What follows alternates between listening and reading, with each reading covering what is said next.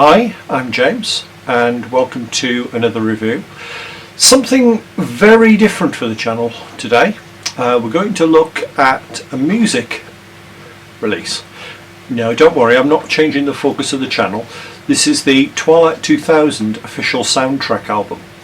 And this was made available a couple of days ago. I've listened to it through a few times and thought I'd share my thoughts because I know my Twilight 2000 thoughts interest people. There's 12 tracks on the album. Most are around 4 to 4.5 minutes. One or two are shorter. The shortest one is the first one, the Overture, which is 3 minutes 5. The longest is, just looking through the track list desperately, The Abandoned Factory at 6 minutes 12. Now, overall, my thoughts on it. Well, style-wise, it reminded me very much of something like Top Gun or particularly Terminator.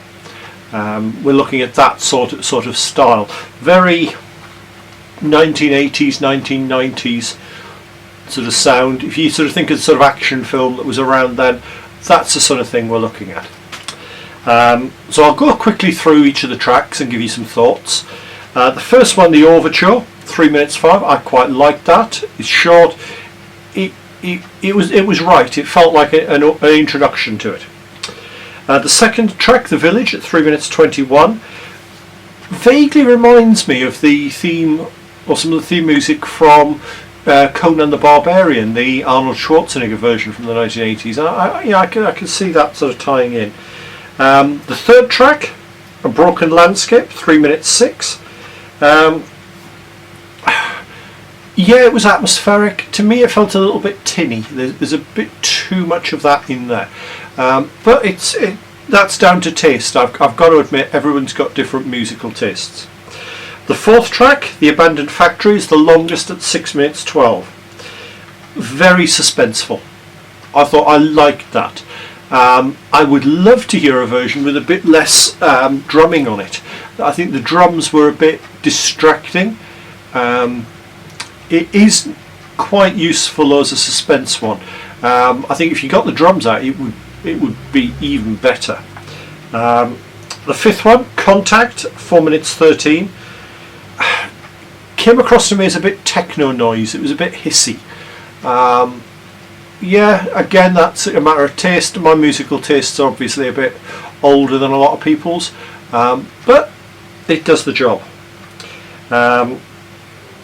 Sixth one, Downtime, 3 minutes 36, was a quieter, more reflective piece. Yeah, that we need a few like that because that is going to be quite a theme in the game.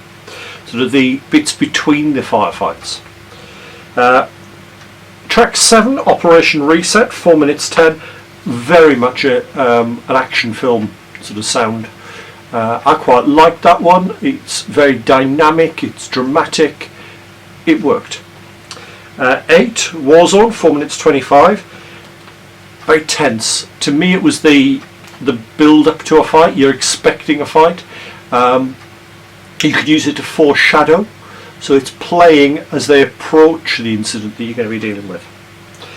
9, The Road to Krakow, 3 minutes 48. Again, I felt a bit of the Conan the Barbarian influence there. These sort of tracking shots of people travelling through a landscape. It felt like that, which is exactly what you want. It's a travelogue type bit of music. You could probably superimpose it over some of the footage of the Fellowship in The Lord of the Ring, Conan and Super Toy crossing the wastes in Conan. It's that sort of music. 10, Time to Die, 4 minutes 18. Again, a very epic one. It's the sort of music you would have in an epic film, action film trailer. Fast, effective. 11, After the Battle, 3 minutes 24. More contemplative, but a bit echoey for me. Again, if you like that sort of music, that echoey, sort of more techno stuff, I think that would work for you. And then 12, You'll Never Win, 3 minutes 30. Very melancholy to me and very discordant. Again, very techno. Given when the game is set, I think those are perfectly reasonable, and all of the tracks do work. Some I definitely like more than others. Some I feel are a bit okay, but I'm the same with most film albums.